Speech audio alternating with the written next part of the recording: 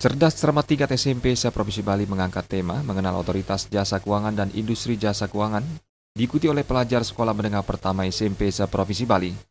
Namun sebelumnya, OJK telah mendistribusikan buku kepada para pelajar terkait keberadaan OJK serta manfaat dan fungsinya bagi masyarakat.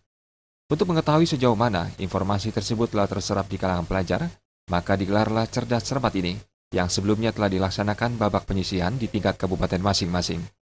Sementara untuk semifinal dan final digelar pada hari yang sama untuk menentukan 3 sekolah terbaik yang nantinya akan mendapatkan penghargaan dari OJK Provinsi Bali.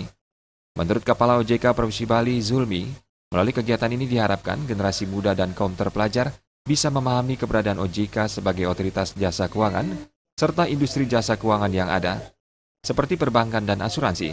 Dengan sosialisasi yang dibarengi dengan kompetisi, maka informasi akan lebih mudah diserap oleh para pelajar, khususnya di tingkat SMP.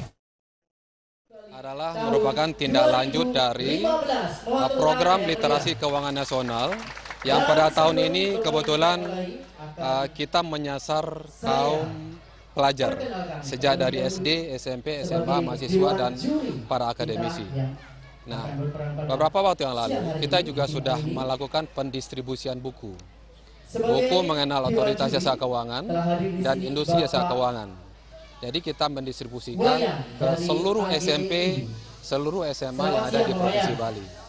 Nah, untuk mengukur apakah kegiatan sosialisasi dan buku-buku yang kita bagikan itu sudah diserap atau sudah dicerna apa belum oleh masyarakat atau para pelajar.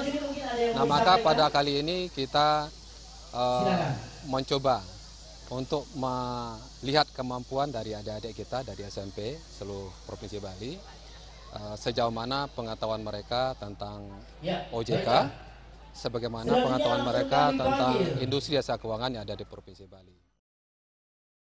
Pada tingkat semifinal diikuti oleh 3 kelompok yang terdiri dari 3 orang untuk tiap kelompok yang mewakili kabupaten kota yang ada. Nantinya akan dilanjutkan ke babak final untuk memperoleh 3 terbaik yang berhak mendapatkan penghargaan dari OJK. Pratnya Paramita dan Sutardana, Bali TV.